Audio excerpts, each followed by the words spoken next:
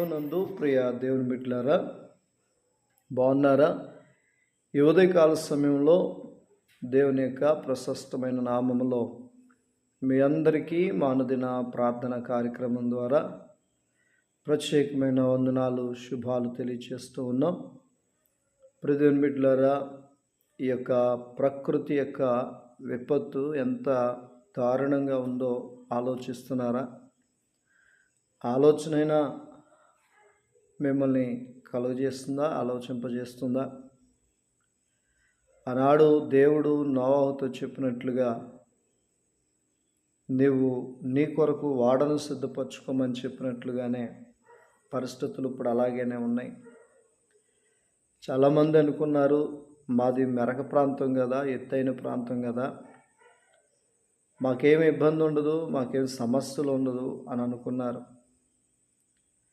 కానీ ఏ మెరక ప్రాంతం అయితే అనుకున్నామో ఆయా మెరక ప్రాంతాలన్నిటినీ కూడా వరద చేత ముంచెత్తటం జరిగింది. ఏదేమైనప్పటికీ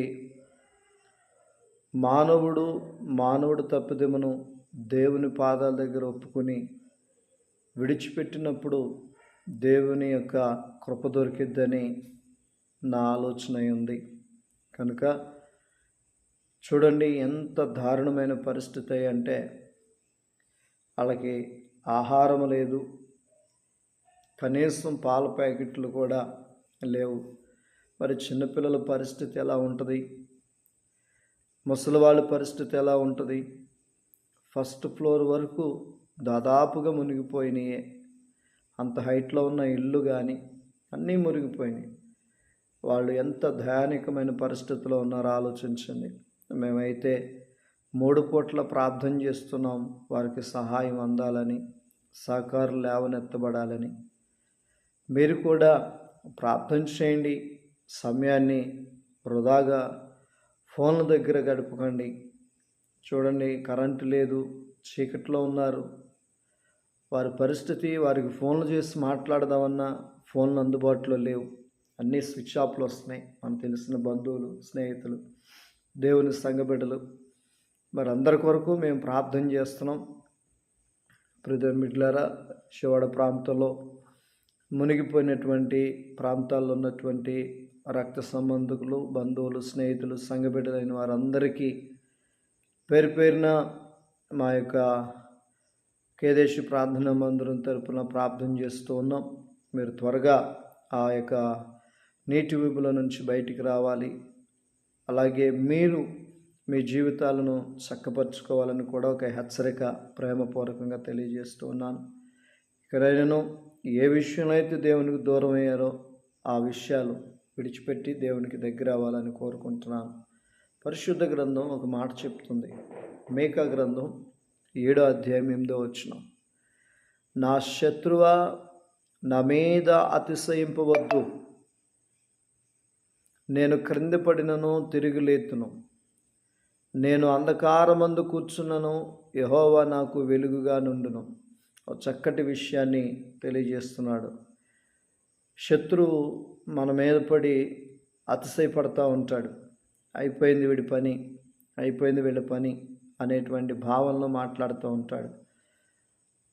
ఆ శత్రువుతో మాట్లాడుతున్న వాక్యం ఏంటంటే, నా శత్రువా నా మీద అతిశయింపవద్దు, నా మీద నువ్వు అతిశయింపవద్దు.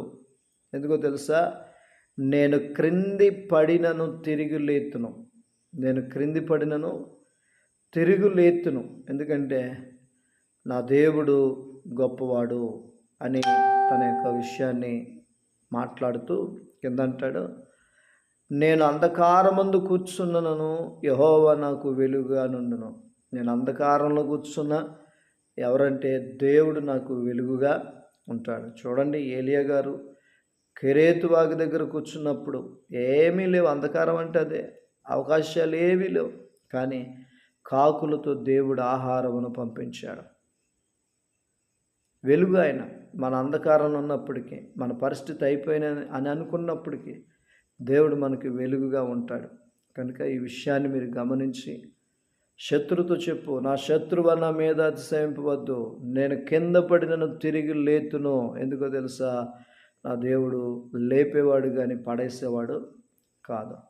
మరి మనం ఎవరిని నమ్ముకున్నామంటే మనం ఉన్న పరిస్థితుల నుంచి లేపగలిగిన దేవుని నమ్ముకున్నాం. నీళ్ళల్లో మునిగిపోతున్న పేతురును పైకి లేపిన వాడు మన దేవుడు. గాలి తుఫాను గద్దించినటువంటి దేవుడు మన దేవుడు.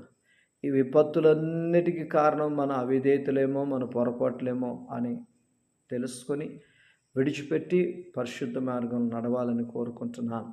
ప్రార్థన చేసుకుందాం. పరిశుద్ధుడా, ప్రేమ కలిగిన దేవా, నీ పరిశుద్ధమైన నామాన్ని బట్టి వందనాలు. ఈ ఉదయం కూడా మమ్మల్ని సజీవులుగా లేవనెత్తి ఈ రీతిగా ప్రార్థన చేసుకుని కృపించో దేవా. వారైతే నిలువునిట్టున నిలబడి ఉన్నారు, వారికి అయా కృపద ఇచ్చేయండి. త్వరగా నీళ్లు తగ్గటానికి సహాయం చేయండి.